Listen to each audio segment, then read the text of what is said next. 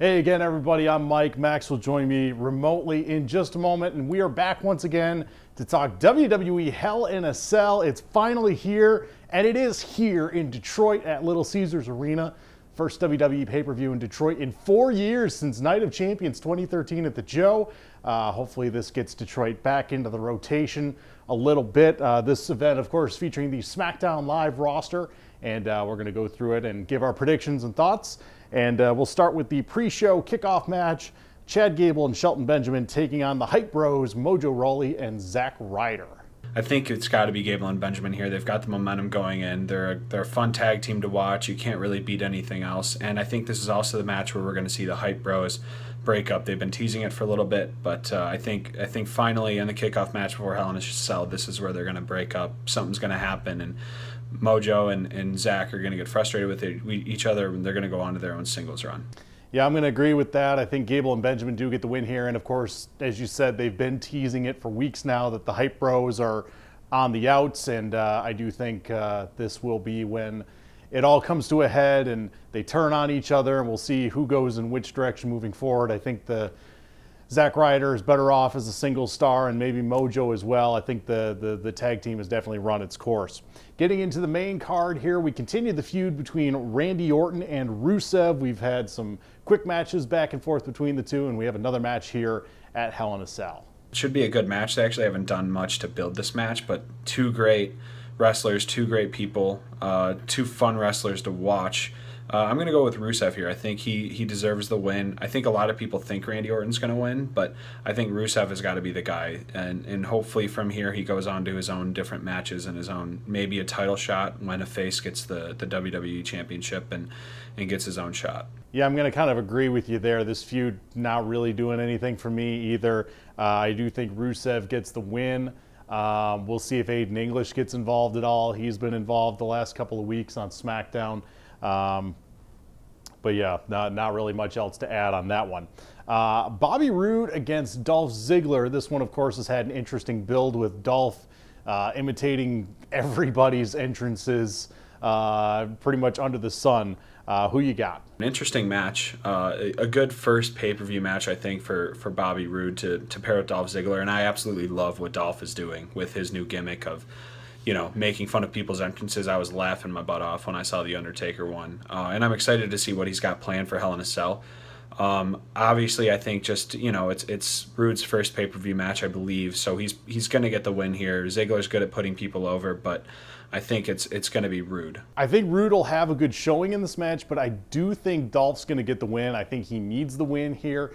I'm interested to see. I'm kind of almost expecting his entrance to be something where he just walks out with no Titantron, no music, maybe just a blank Titantron, just walks down, no music, silent entrance, maybe a spotlight or something. But I think this is where Dolph backs up what he's been saying. And maybe the feud does continue from here, heading into Survivor Series. U.S. title match, AJ Styles defending against Baron Corbin. We've seen a little bit of the open challenge brought back, and Baron Corbin getting a title opportunity here. As much as I would love to pick Baron Corbin, because I love Baron Corbin, I think he's a fun wrestler, he's a great heel. As Mike knows, I was like one of the only people cheering for him when NXT came to Royal Oak. I think AJ Styles is going to retain the belt for now, but I think this feud continues maybe with Ty Dillinger getting involved somehow. Maybe it leads to a triple threat match at the next pay-per-view, but I think Styles for now will hold on to the belt in Detroit. He's been a fun U.S. champion, and we'll see where it goes from here. Yeah, I'll agree with that. AJ Styles definitely been a great champion. I think he also does retain here. I think maybe it's by DQ, as we've seen a few times in the past with Baron Corbin. And as you said, I think it'll be interesting to see if Ty Dillinger gets into the title picture moving forward, whether it's at Survivor Series or before then. But yeah, I do think Styles retains. The SmackDown Live Women's Championship, Natalya defending against Charlotte. Natalya, of course, winning the title at SummerSlam. I think this is where the Queen, Charlotte Flair, will get her crown back and become the new SmackDown Women's Champion. I'm excited for this match. It goes back to Charlotte's NXT days. I actually think she posted a little tribute on Instagram a couple days ago. But I think we'll get Charlotte here winning the title back, and then we'll see what happens if she stays face, if she goes heel. But I am excited to hopefully see Charlotte win the title. Yeah, I think this should be an excellent match. Great point with the NXT callback there. That, of course, was a great match back in NXT when they had Bret Hart and Ric Flair ringside as well, and that was a huge moment for Charlotte in her formative years in NXT. I do think Natalya retains here. I could see it being something where Carmella comes in and maybe teases cashing in Money in the Bank, and that provides maybe a distraction. Natalya either rolls her up or gets her into the sharpshooter. I think it's maybe kind of a screwy finish like that, and maybe Charlotte gets another opportunity either at or before Survivor Series. I would like to see, moving forward, just as a side note, I would like to see a traditional Survivor, maybe 2 traditional Survivor Series tag team matches with the women's teams. I don't know if you'd be able to, I don't know if there's enough depth you'd be able to go for the full 5-on-5, but you could definitely do at least maybe 4-on-4 with a Raw Women's Survivor Series match and a SmackDown Women's Survivor Series match, which would be nice because, especially on the SmackDown side, there hasn't really been as much with women's matches in the pay-per-views. I mean, we've gone from having pay-per-views with 3 women's matches to just the 1 title match here. And there's some of the secondary performers who haven't really gotten much time. So I'd like to see that moving forward to Survivor Series. Just kind of a side tangent there. Hell in a Cell Tag Team Championship match. The New Day defending against the Usos. Of course, these 2 teams have put on some fantastic matches over the last few pay-per-views, and I would expect this one to be no different. Arguably my favorite match, my most excited, the match I'm most excited for, the Usos versus the New Day. They've been putting on great matches together. The work on the mic has been great. And I think this is where the feud comes to an end, inside Hell in a Cell at Little Caesars Arena.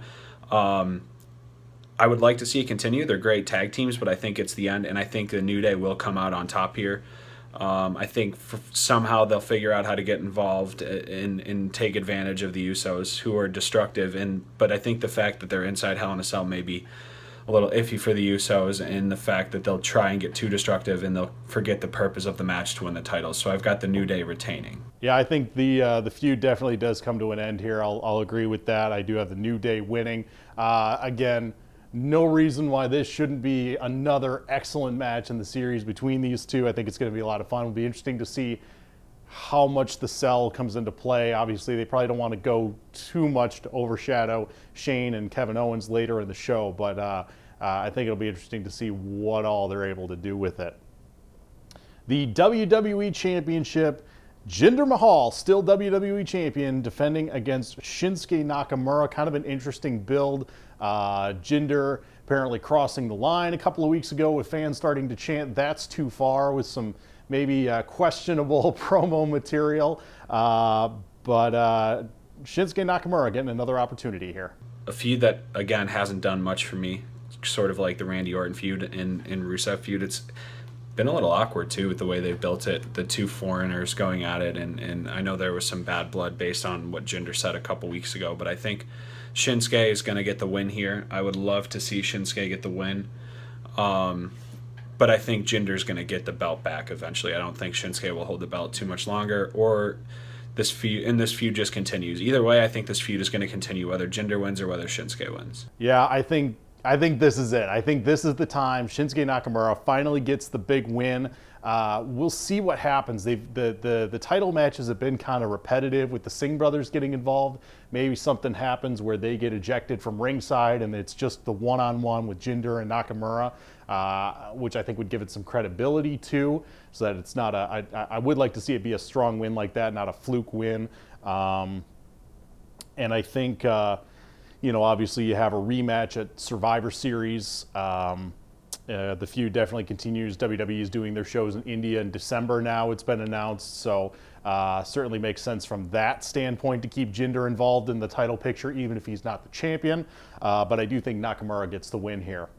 And finally, the main event, Shane McMahon, Kevin Owens, Hell in a Cell, Falls Count Anywhere, which besides the great build, they did give us a little bit of a tease of that on SmackDown last week with them brawling throughout the arena in Denver. A match that Shane McMahon is very familiar with.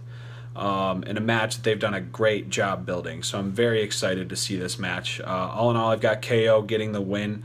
There's no need for Shane McMahon to win, but it should be an all-around fun match. Yeah, I think Kevin Owens definitely gets the win here, and of course, if history is any indication, Shane McMahon will do something crazy. I don't know if it's fully leaping off the cage like he did at WrestleMania last year, but he'll do something insane, no doubt. I'm excited to see this. I've never seen a Hell in a Cell match in person before.